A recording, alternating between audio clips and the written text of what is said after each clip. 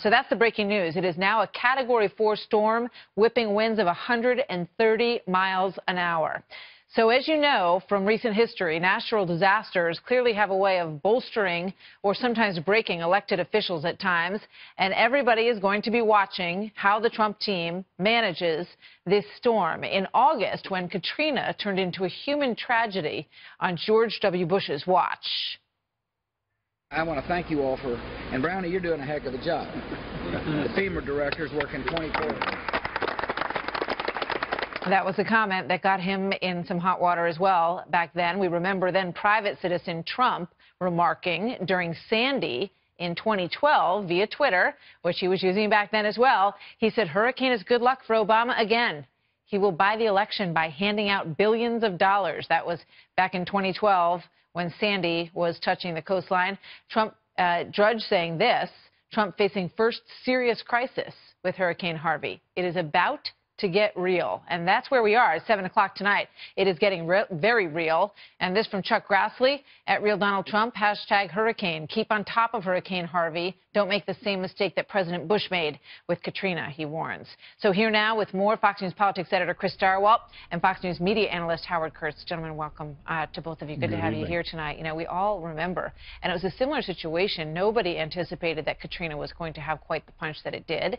It was an August weekend. Everybody was away. And then suddenly on that Sunday afternoon, the reports started to come in, and Mayor Nagin started to say, get out now. This is going to be brutal and it's going to be deadly. How is it different now, Chris, and how do you think the Trump team's going to do with this? Well, 12 years later, the lessons for every politician, you know, it doesn't matter why you do the right things in life often. It just matters that you do them. And the lesson for every politician after 2005 was the consequences of failure in a moment like this are so dire that do anything to avoid it. And Donald Trump has done the most important things to avoid. It doesn't matter whether he watches it on television or not. He can go work on his putting. Who cares? What matters is what matters are the things he did in advance. That is, number one, he's got a real expert, not a political crony, not a friend of a friend of a cousin, who is in at the head of FEMA. He has gotten his White House staff in order by putting, as it turns out, the head of the agency in charge of this, Department of Homeland Security, in as the capo de tutti capo of his White House. They are in control. They're in charge. The right people are in the right places. Yeah. We all remember Kathleen Blanco, the governor of Louisiana at the time, saying, we don't need any federal help. We're in fine shape. Everything's going to be fine. Well, it was so not fine that she ended up not being able to run for another term as governor of Louisiana, really as a result of that storm, Howie. Yeah, and I still vividly remember now, 12 years later, that heck of a job Brownie moment when obviously the federal government was not doing a heck of a job. But reading all of these headlines, New York Times, Washington Post, ABC, CNN, NBC, Trump phases first big natural disaster test. That is true, but I'm also seeing a bit of the media making every single story about Trump. Salon, the liberal magazine, says Trump's already flunked the test even before the storm made landfall. So, look, I don't know how you can assess that. Yeah, well, it takes a lot of creative imagination. No, we see it all the time. I just want to point out one thing, because I was remembering during the campaign last August in Louisiana, there was major flooding. And then candidate Trump, and I think we have video of this, visited Louisiana, and he got a lot of good reaction from that. And it caused Hillary Clinton to sort of suddenly say, you know, oh, well, we were going to go, but we didn't want to be a distraction. So, Chris, in a way, you know, he has a little bit of history on this, and he did quite well in that situation. Well, the one that he ought to remember on this is that Democrats will be every bit as cynical and exploitative about this hurricane as he was of that one.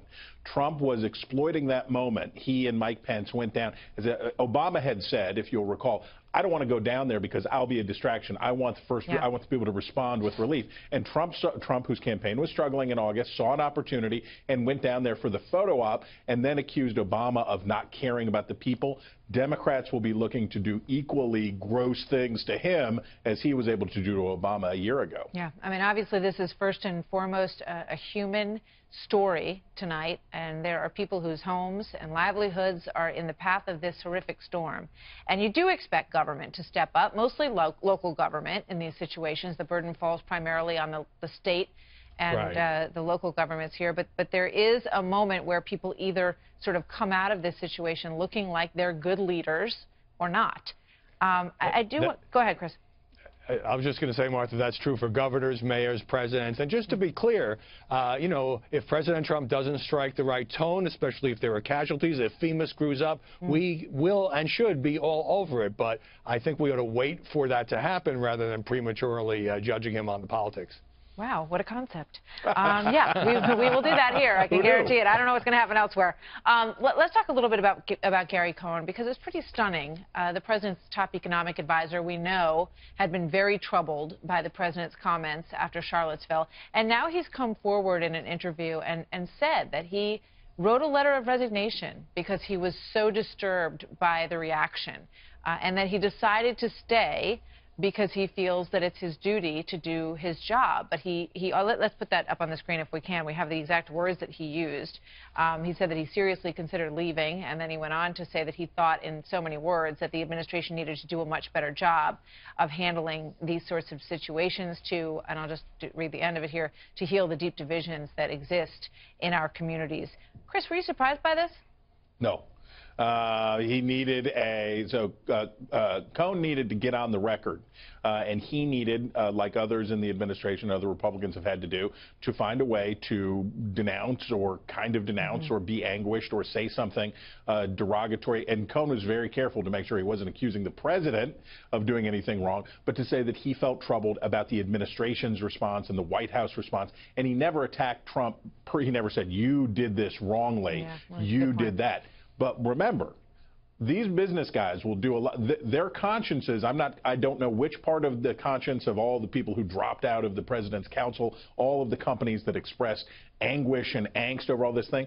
These business guys, they want that tax cut. And if Donald Trump says the right thing or the wrong thing about Charlottesville or statues or fomenting the discontent and all these things, if he can come through with those tax cuts, I think a lot of these guys will find their consciences suddenly assuaged. Yeah, last thought, Howie, and then we got to go. Thank you. Well, Cohen says as a Jewish American, he's not going to be pushed out of his job by a bunch of white supremacists shouting anti-Semitic slogans. And I give him credit for saying these things on the record, risking the wrath of his boss. He felt the need to speak out. He's getting a lot of heat from both sides. Some saying, yeah, you should resign then. But he chose a middle course, stay in the job, but make his feelings clear about what happened in Charlottesville and the administration's handling of it. Thanks, you guys. Good to see you both tonight. Good to see you, Mark. You bet.